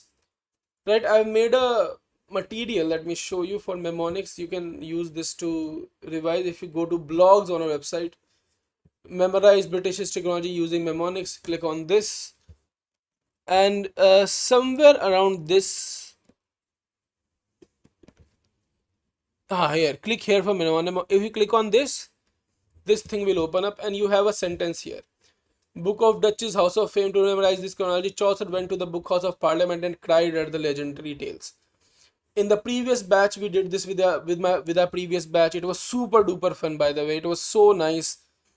We had a lot of jokes around. With that session is recorded. Parliament of Fools, Vox Clamantis, Parliament claims crying, confessions can't siege Arthur. Queen tamed the doctor in a mall in Paris twice. We also had mixtures, for example, mixture of Renaissance poetry, instead of just one mixture of Jacobean drama, mixtures of restoration comedies, etc. Right, so these are also a good way. They're available for free on our YouTube or our website. It's good, not the best though. Yeah, probably, man. I don't really know Ekta. Usse zyada options. Didn't restore my faith. What didn't restore your faith? Do you recommend IV for? Sir, portal for uploading for isn't out yet. Then it should be soon, brown sugar. The process. Who's your favorite author? My favorite author, it's conventionally speaking, to give you a boring answer. it would be Shakespeare. I love him. I've read Hamlet multiple times, and I have a problem of quoting Shakespeare. To give you an interesting answer, it is my favorite writer of all time. Someone I put at par with Shakespeare in my own heart is a writer called Hiromu Arakawa. She's the writer of Full Metal Alchemist. It's a manga. She's an incredible writer. It's one of the best storytellers of our time. Can you please suggest any book for medical humanities? Admiral Lichi, I wish I could, but again, specialization is something I can't help you with right now. But do go to the websites which sell, which where you can download free books and just search medical humanities. Use take help of an AI to get the latest book names. Don't get the information, get book names. Brown Sugar, I'm sure NTA will make sure that they give enough time. It's a dog shit institution, but this will be a big fumble for them if they don't do this. You'll have to check. You can check on YouTube itself. There must be someone who would have made a video, Brown Sugar. I'm really sorry, I can't help you with this. But there must be someone, right? Who knows? Do you have any example tips? Give. I'm often stuck between two options. Prenzu High Five, if you're stuck between two options, I recommend my students to, just develop their reasoning skills by doing some MCQs. Sometimes I do the MCQs with them. On top of that, you can actually give a test, mark the questions where you were confused between the two, and see why you were confused. Also, when you solve that question, note whether that is your biggest problem to begin with is. Because sometimes we remember some things more than other things and we think that is our biggest problem. But if you look at it objectively, you will find that's not a big problem. I'm saving Full Metal for a bad day. Anuprap, watch it right now. Net can wait. Because I kept checking the site and last time the portal was released. Oh, then if it was released last time, then it's... if it was released last time, then it should be the same thing should continue for this time. I don't think they'll release another registration portal. If you did it last time, then it should be valid this time too. Again, I'm not sure. Toph. Wait, is your name Toph from Avatar The Last Airbender? June exam I had uploaded. Okay. I hope not Toph. Oh, I respect your username a lot then. Hello, our editor is here. One of our students has Toph from Avatar The Last Airbender in her username. Cool students. Anything else, guys? I don't know, Brown Sugar, what the qualifying is. I really do not know. It must be somewhere on the internet though.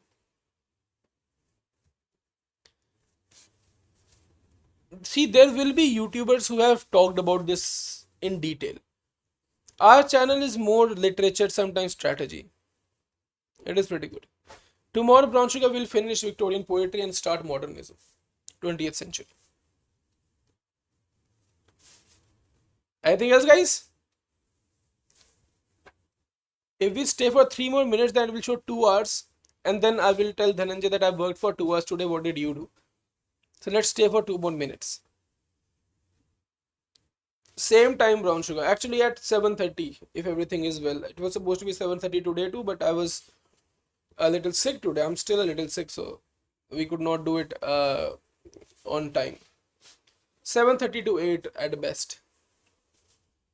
This will be a first attempt. Then Brown Sugar for sure look at the cutoffs and for sure do some PYQs to see what you need to work on. Need a live for cultural studies badly. I'm planning a very comprehensive live on cultural studies, by the way. I will have to study a lot, but I will do it. Because again, cultural studies been a while because Dhananjay teaches that. So I'm a little out of touch with cultural studies. You are in University of Mumbai. Nice. I've heard nice things about University of Mumbai. I don't know how true they are.